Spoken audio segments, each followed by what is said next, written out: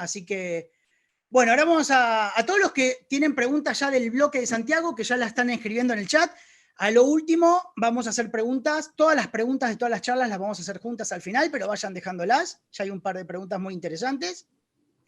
Y bueno, y ahora le damos la bienvenida a Rocío, que la última vez que la vi comiendo chivito en Uruguay, compartimos chivitos uruguayos ahí en Uruguay.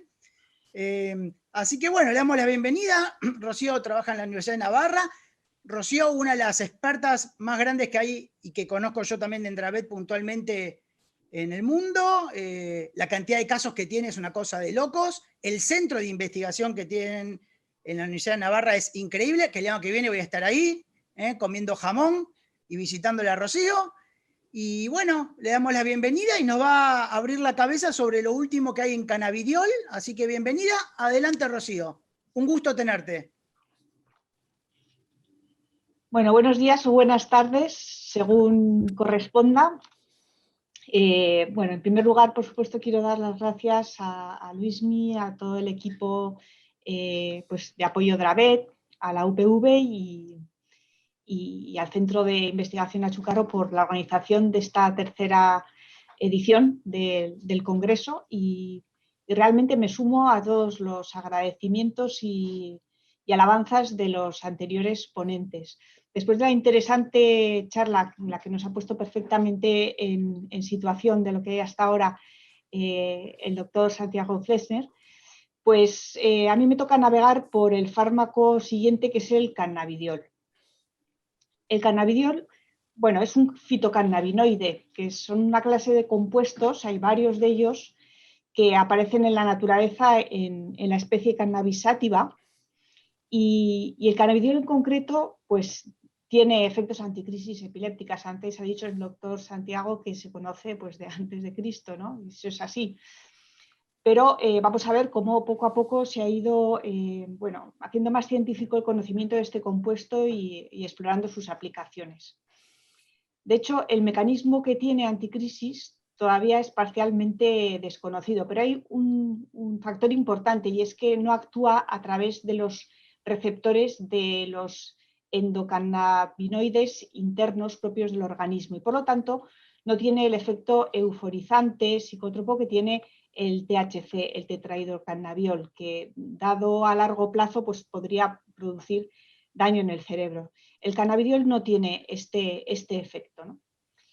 Bueno, como decía, el mecanismo de acción no es conocido, aunque se saben algunos datos.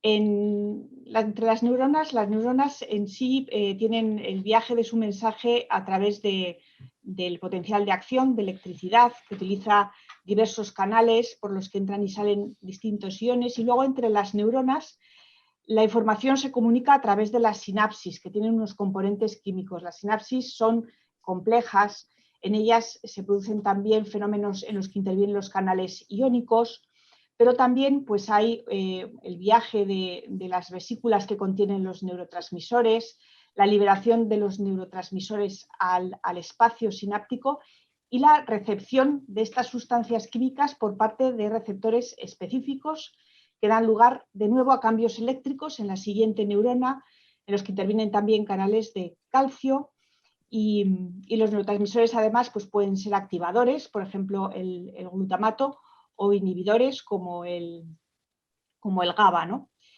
Los fármacos antiepilépticos, de aquellos de los que se conocen los mecanismos de acción, pues se van nombrando, ¿no? Se va diciendo cuáles son las estructuras sobre las que actúan, ¿no? Hemos visto que hay muchos de ellos que actúan a través de los canales de sodio voltaje dependientes y que hay que evitar generalmente en el síndrome de Dravet.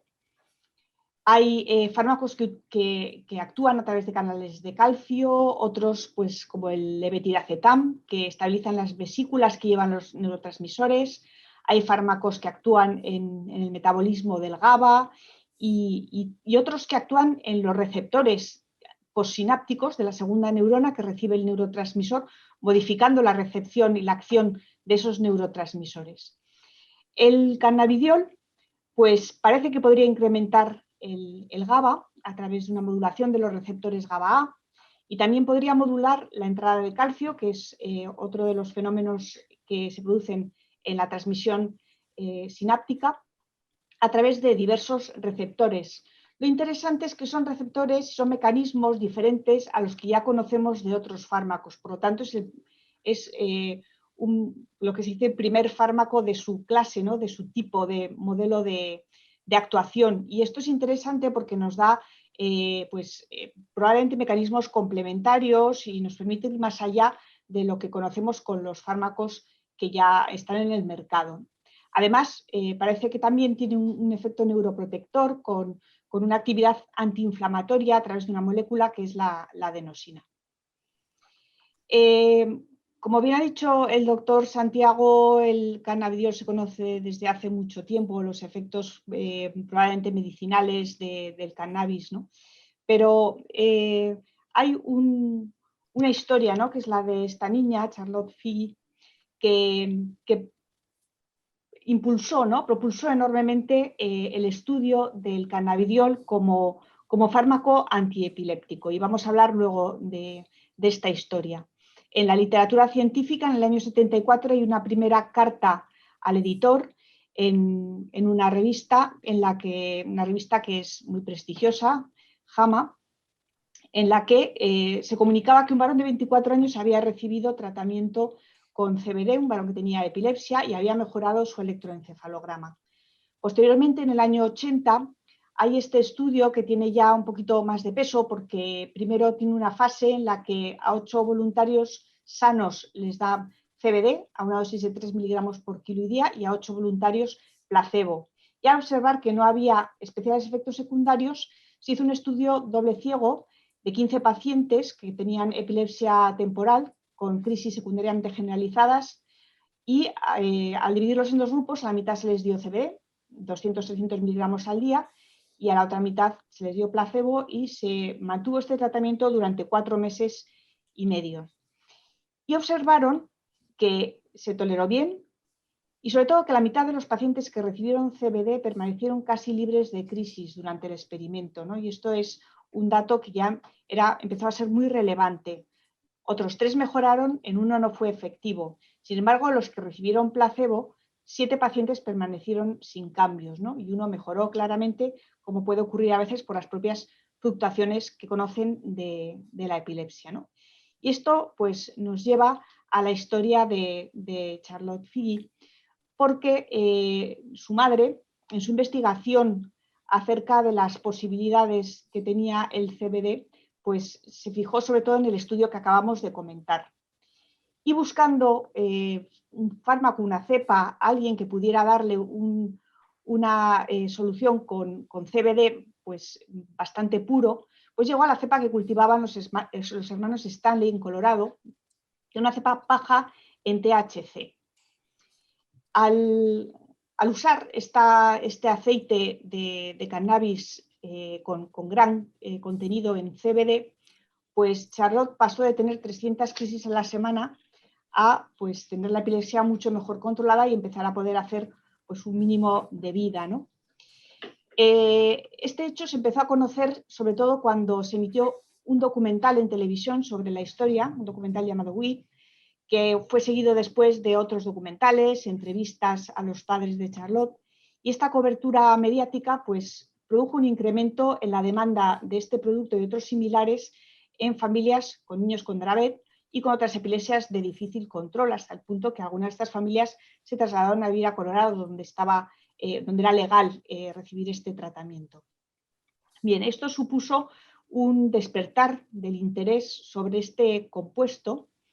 Y en el año 2012 se hizo una revisión de la Cochrane en la que se vio que con los datos que había hasta ahora sobre el CBD, y mencionaba sobre todo este estudio del que he hablado, los datos no eran confiables porque se habían administrado a un número pequeño de pacientes por periodos breves de tiempo y dosis pues, en las que no había mucha variación. Y esto llevó a la doctora Cilio en Estados Unidos a plantear que era el momento de valorar el cannabidiol en epilepsia. Pero para eso pues había que valorar un fármaco que tuviera un perfil químico preciso y consistente.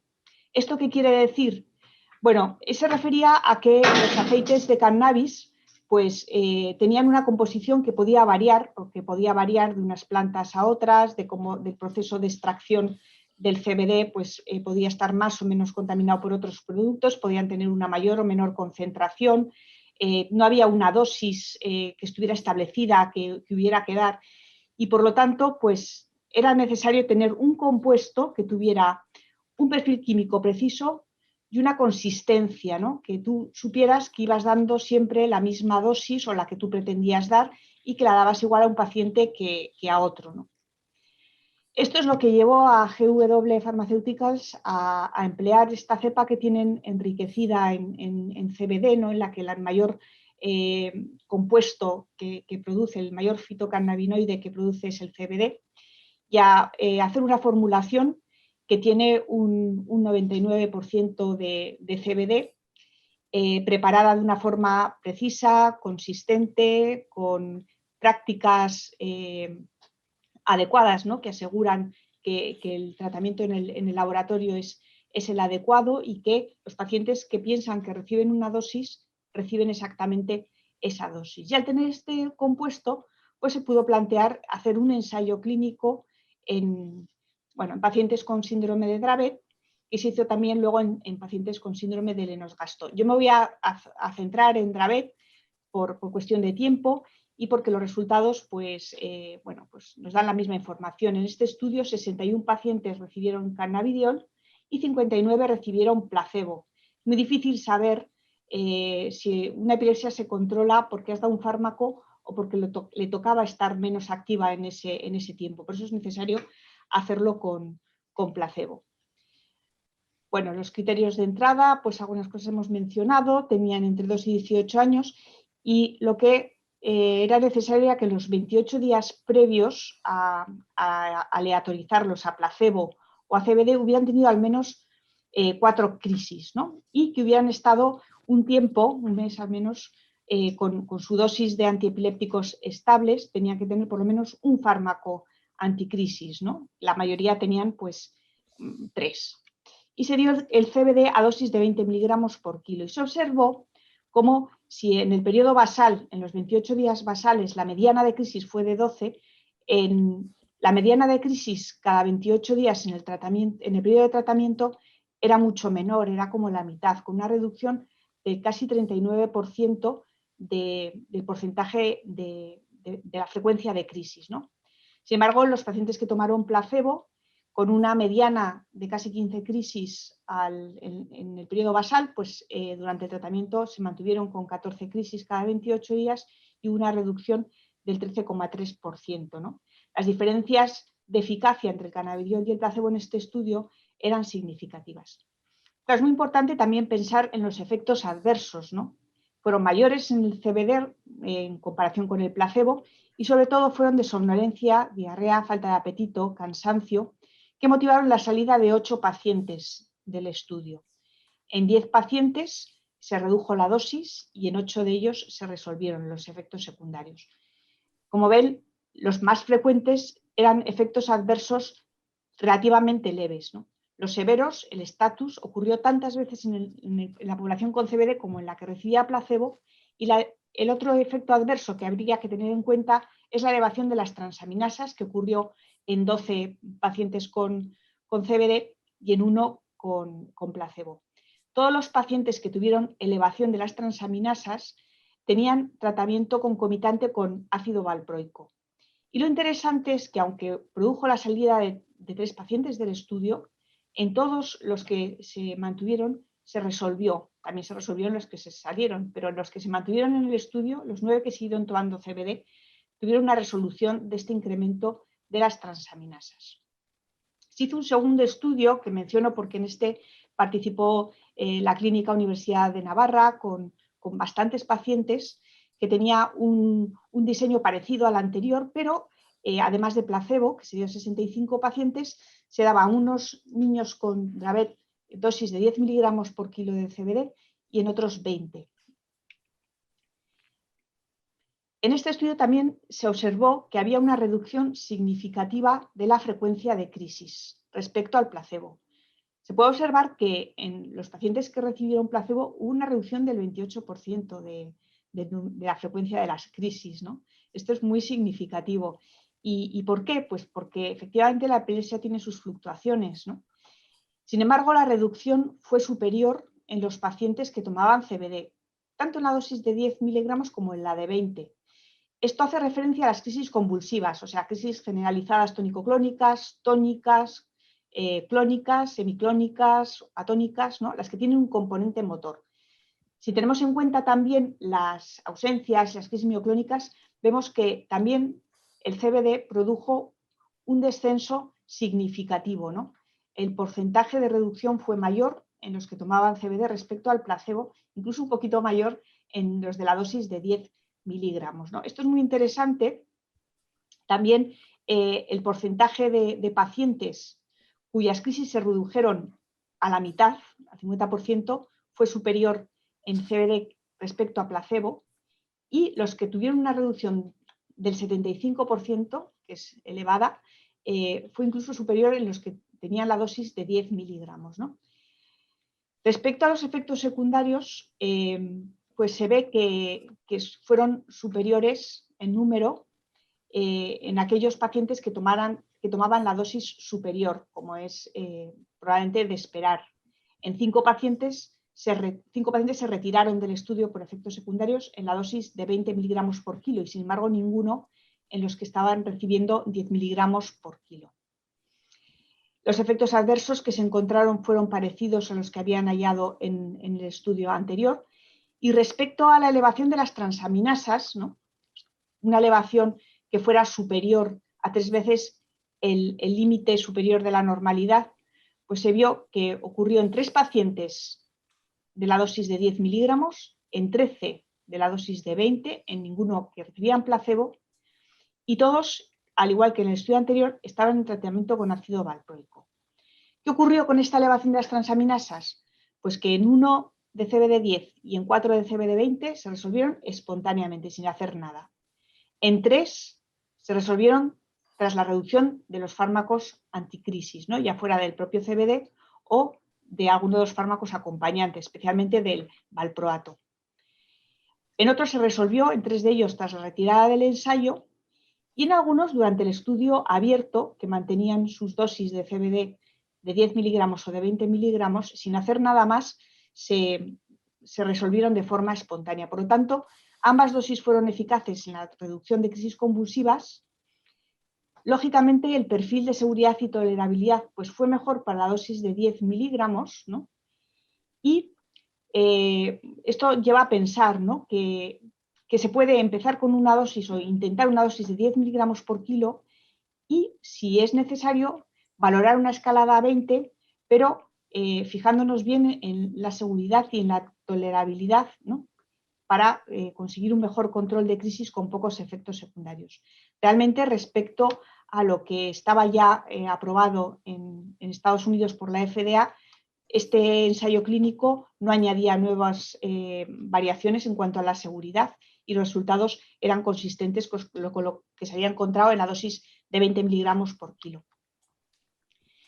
Bien, el clobazam en CBD, por la FDA ha sido aprobado como fármaco a añadir, como terapia añadida, ¿no? En Europa como terapia añadida, pero solo en comedicación con clobazam. ¿Y esto por qué ha sido, ¿no? ¿Hay interacciones del CBD con el clobazam? Bueno, pues por el CBD actúa en el metabolismo hepático a través de ese grupo de enzimas que ha mencionado antes el doctor Santiago, el citocromo P450. Y una de las cosas que ocurre, ¿no? Y se ve muy bien en este estudio, esto es un estudio de interacción entre el CBD y otros fármacos, ¿no? Si nos fijamos en el valproato, pues apenas hay interacción, ¿no? Aquí está la concentración máxima y el grado de exposición del paciente al fármaco. Pues en voluntarios sanos y en pacientes con epilepsia. Pues en el valproato que está aquí abajo apenas hay cambios, con el estilipentol un poquito, ¿no? Pero realmente, si nos fijamos arriba en el clobazam, hay pocos cambios, pero en su metabolito, el desmetilclobazam, pues se ve que se incrementa mucho, ¿no? Entre 3 y 5 veces la exposición del paciente a este metabolito. ¿Y eso que tiene alguna implicación en el uso del CBD? ¿Tenemos que utilizar el CBD siempre con clobazam? Bueno, eso se estudió en un metaanálisis que se hizo de todos los ensayos clínicos en los que se había utilizado para el CBD a distintas dosis, a 10 o 20 miligramos por kilo, y se vio qué ocurría en la primera parte de la diapositiva sin clobazam y qué pasaba con clobazam. Perdón, en la primera con clobazam y en la segunda parte sin clobazam. Con clobazam, ¿no? Comparando el placebo con los que recibían CBD, y era población que todos tenían además clobazam, los resultados de control de crisis favorecían claramente a la derecha de la gráfica al CBD. También el porcentaje de respondedores, aquellos en los que se reducía sus crisis más del 50%, era mayor en el CBD respecto al placebo. ¿Pero qué pasa con los que no tenían clobazam? Pues que la reducción de la frecuencia de crisis también era mayor con cualquier dosis en aquellos que recibían CBD respecto a placebo, y la tasa de respondedores también favorecía al CBD respecto al placebo. Con lo cual, pues se llegó a la conclusión de que el CBD por sí mismo ya tiene un efecto antiepiléptico y no tiene que depender exclusivamente del añadido del clobazam para tener su eficacia, aunque es cierto que pueden potenciarse. Después se han hecho ensayos clínicos en el complejo esclerosis tuberosa en pacientes con esclerosis tuberosa que tienen además epilepsia con buenos resultados y con dosis más altas, entre 25 y 50 miligramos por kilo, y en muchas otras encefalopatías epilépticas en las que la epilepsia es de difícil control, pues se ha observado en series de casos ya más pequeñas, sin controlarlas con placebo, en estudios abiertos, etcétera, que puede haber eficacia, incluso en momentos de estatus epiléptico. Todo esto hay que tenerlo en cuenta pues, para su uso en los próximos años. Y voy a terminar hablando de la eficacia del CBD en estudios que empiezan ahora a publicarse de vida real, ¿no? ¿Qué pasa en la vida real? Pues esto lo miraron los italianos con niños, pacientes 27 con Dravet y 55 con Lennox-Gastaut, los meten todos en el mismo saco para estudiarlos, ¿no? Y tenían reclutados pues, 93 pacientes, de los cuales 82 llevaban al menos 3 meses de tratamiento. Primero estuvieron 4 semanas recogiendo cuántas crisis tenían los niños para ver cómo era el periodo basal y compararlo con periodos o bloques de 28 días, ¿no? Posteriormente. Aquí el CBD se inició a dosis de entre 2 y 5 miligramos por kilo y día, con incrementos semanales hasta un máximo de 18 o 25 miligramos kilo y día, según respuesta y tolerancia. A diferencia de los ensayos clínicos, se podía cambiar la dosis de CBD o de otros fármacos antiepilépticos en función de los requerimientos, mejor o peor control de las crisis y efectos secundarios. Se hizo una visita a las 2 semanas, sobre todo para mirar el nivel de transaminasas, al mes, a los 3 y a los 6 meses del inicio, con recogida de datos sobre la eficacia, que era la frecuencia semanal de crisis multiplicada por 4, o sea, cuántas crisis cada 28 días, para compararlas con el periodo basal, efectos adversos y parámetros de laboratorio. Y con eso se calculó el porcentaje de reducción de crisis, ¿no? Bueno, aquí están de los 87 pacientes en los que se podía hacer análisis de eficacia porque habían recibido al menos 3 meses de CBD. Posteriormente, algunos se fueron perdiendo al seguimiento, 14 se salieron por falta de eficacia, 7 por efectos secundarios y 1 por otros motivos. Bueno, esto no es pérdida de seguimiento, sino salida del ensayo del estudio. Y 51 pacientes fueron evaluados a los 12 meses. Aquí se ve el porcentaje de reducción de crisis respecto al periodo basal. Y vemos que está entre 39 y 49, en torno a 50, un poquito más de 50, entre 50 y 52% de reducción del número de crisis respecto al periodo basal. La mediana de dosis, la dosis que con más frecuencia recibieron estos pacientes fue 14 miligramos por kilo y día. Y a los 12 meses había un 49% de pacientes que habían tenido una reducción superior a la mitad del número de crisis, ¿no? Por lo tanto, vemos que en niños, en la vida real, se mantienen los datos que se han obtenido en los ensayos clínicos. Efectos adversos: somnolencia, diarrea, aumento de las transaminasas, pérdida de apetito. Pues seguimos con lo mismo que hemos encontrado en los ensayos clínicos. Y finalmente está este estudio de adultos de 2 centros que recluta 18 pacientes, no son muchos pacientes, entre 20 y 51 años, con una mediana de 27, o sea, tirando a más bien jóvenes. Las crisis convulsivas en el periodo basal fueron de 11,7, que es una media obtenida de los 3 meses previos, y eran una población pues muy resistente, ¿no? Tenían una mediana de 4 fármacos antiepilépticos cuando fueron reclutados. Las dosis, pues 11 pacientes alcanzaron 20 miligramos por kilo y día, en 5 pues estuvieron bien con 10 miligramos por kilo y día. Se retiró el CBD en 3 pacientes, en 2 de ellos antes de llegar a la dosis de 10 miligramos por kilo y día, y se tuvo que reducir en 3 pacientes.